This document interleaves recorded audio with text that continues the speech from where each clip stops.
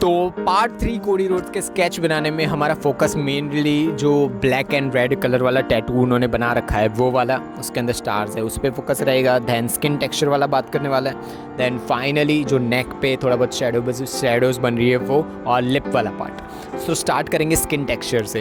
तो पिछली बार हमने जो फोकस किया था कि स्किन टेक्सचर थोड़ा बहुत वाइट है, थोड़ा बहुत नहीं बहुत ज़्यादा वाइट है कोडी रोड्स का, तो वो बनाने के लिए 2B या 3B पेंसिल से आगे आपको नहीं जाना चाहिए। और इसका सबसे बड़ा रीज़न ये है कि अगर आप 4B पेंसिल या 5B पेंसिल यूज़ कर देते हो तो डार्कर बन जाएगा। ठीक है, मैंने गलतियाँ ये चीज़ें लोगों की देखी है कि स्केचेस इतने ब्यूटीफुल उनके दिखते हैं कि भाई वो पेपर में से वो स्केच बाहर निकल के आ रहा हो, इतना अच्छा दिख रहा होता है। बट रियली में अगर मेरा स्किन टोन, जैसे मैं खुद की बात करूँ तो मेरा स्किन टोन थोड़ा बहुत डार्कर और वाइटर के बीच में, ग्रेइश, मतलब पेंसिल में आप ग्रेइश बोल सकते हो।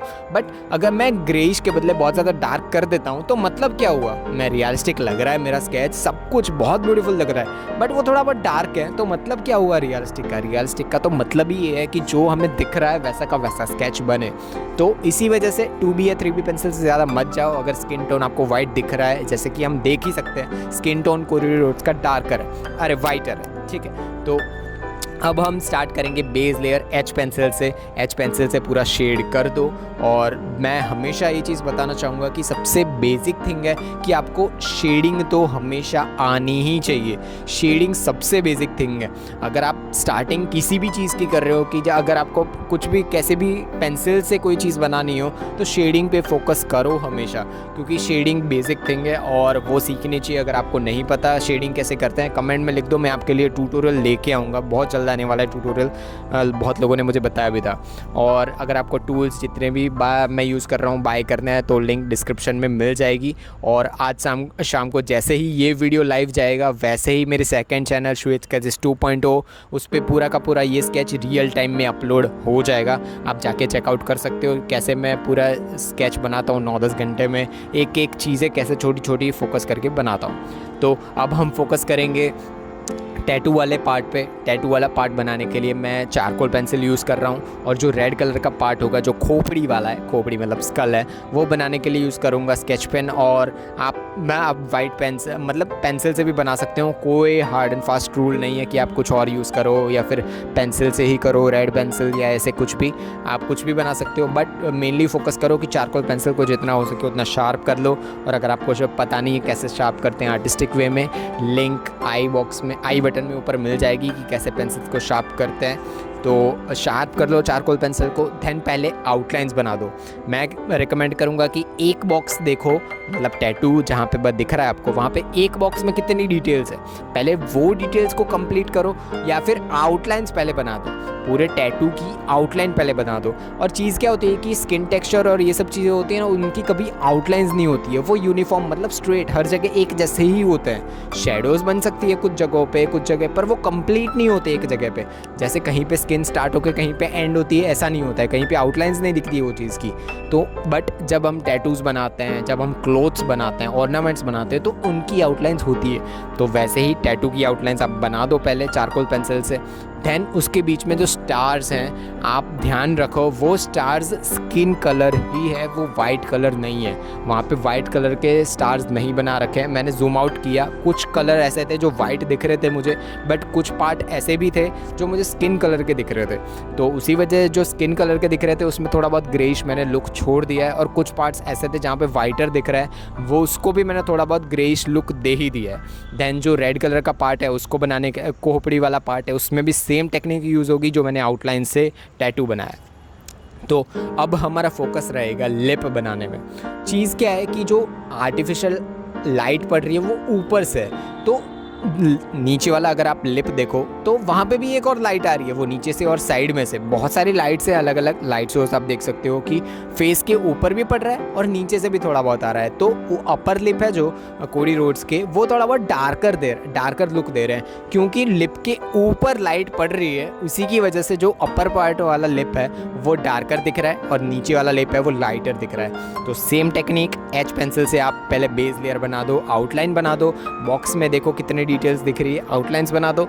उसके बाद उसको एच पेंसिल को आप टिश्यू से ब्लेंड कर सकते हो। देन अगेन या फिर सेम टेक्निक जो हमने ईयर के लिए यूज़ की थी या नोज़ के लिए यूज़ की थी वो भी यहाँ पे अप्लाई कर सकते हो कि आप base layer, first layer, third layer बनाओ और फाइनली उसको ब्लेंडिंग स्टम से ब्लेंड कर दो। क्योंकि चीज़ें क्या होती है कि जब हम हाइपर रियलिस्टिक स्केचेस बनाते हैं तो स्किन टोन के अंदर इतनी छोटी छोटी डिटेल्स होती है कि पोर्स दिख रहे होते हैं स्किन के, बट ये स्केच ऐसा नहीं है। ये पोर्ट्रेट जो मैं यूज़ कर रहा हूँ रेफरेंस पिक्चर, उसमें डिटेल्स दिख ही नहीं रही है। और जो मैं हमेशा बोलता हूँ कि अगर आपको डिटेल्स नहीं दिख रही है तो कभी भी डिटेल्स अप्लाई मत करो। चीज़ें क्या होती है कि अगर आपने 50, 100, 150 स्केचेस नहीं बनाए, 1-1.5 साल पहले जो मैं स्केचेस बनाता था मुझे तब ऐसा लगता था कि मैं बहुत अच्छे से स्केचेस बनाता हूँ, बट अभी अगर मैं वो स्केचेस जाके देखता हूँ तो मुझे रियलाइज़ होता है कि भाई वो रियलिस्टिक स्केच क्या, वो कोसों करोड़ों किलोमीटर दूर थे वो रियलिस्टिक स्केचेस से जो मैं बनाता था। बट तब मुझे अच्छा लगती थी वो सब चीज़ें। तो वो फेस भी आपको निकालना पड़ेगा, आपको वो स्केचेस बनाने पड़ेंगे, ख़राब स्केचेस बनाने पड़ेंगे, धीरे धीरे इम्प्रूव करोगे आप। तो जहाँ पे आपको डिटेल्स नहीं दिख रही है वो अप्लाई मत करो। तो अब हम फोकस करेंगे नेक वाले पार्ट पे। नेक वाले पार्ट पे अगर आप फोकस करो तो जो फेस है कोडी रोड्स का उसकी शेडोज़ नेक पे पड़ रही है। तो नेक वाले पार्ट पे मैं बता दूं कि बेस लेयर तो हमें हमेशा की तरह एच पेंसिल से बनानी ही है क्योंकि वो स्किन का पार्ट है।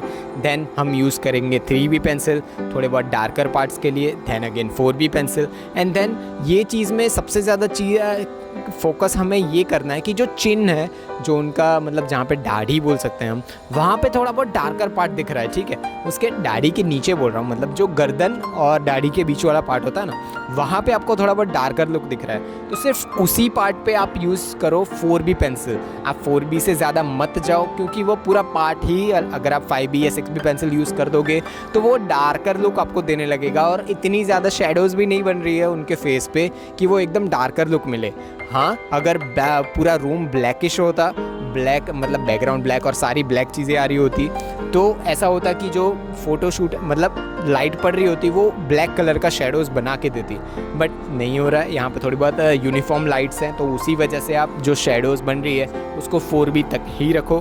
उसको भी ब्लेंड करने के लिए आप यूज़ कर सकते हो ब्लेंडिंग स्टम्प, या फिर ब्लेंडिंग स्टम्प भी आप साफ़ करके यूज़ करो। आप कभी भी ब्लेंडिंग स्टम्प को जो गंदा होता है, मतलब पिछली बार अगर आपने यूज़ किया हो सेम यूज़ मत करना कभी भी। होती क्या है कि भाई जो यूज़ किया हुआ ब्लेंडिंग स्टम्प आप फिर से यूज़ करोगे तो कुछ पार्ट ऐसे जहाँ पे आपको लाइटर लुक चाहिए वहाँ पे आपको डार्कर मिल जाएगा, डार्कर चाहिए होगा वो और डार्कर हो जाएगा। तो ये चीज़ नहीं करनी है आपको, आपके ब्लेंडिंग स्टम्प को भी आपको हमेशा साफ़ रखना है। तो अगेन देन फाइनली जो टी शर्ट पहन रखी है उन्होंने थोड़ी बहुत ही दिख रही है, उसको बनाने के लिए आप यूज़ कर सकते हो charcoal pencil. Hard charcoal pencil से आउटलाइन बना दो, then medium charcoal pencil use करो, शेड करो, and then finally soft charcoal pencil use करो और आपका स्केच कोडी रोड्स का तैयार हो जाएगा। तो मिलेंगे दूसरे ट्यूटोरियल में, तो तब तक के लिए बाय बाय। तो आज के ट्यूटोरियल के लिए बस इतना ही। अगर आपने इस ट्यूटोरियल से कुछ ना कुछ सीखा है तो सब्सक्राइब कर दो और लाइक कर दो। अगर आपको कोई भी क्वेश्चन और क्वेरीज हो इस ट्यूटोरियल के रिगार्डिंग तो कमेंट में लिख दो। तब तक के लिए ध्यान रखो खुद का और जिनसे प्यार करते हो उनका भी। आपका चित्रकारिक दिन हो। टट्टूज।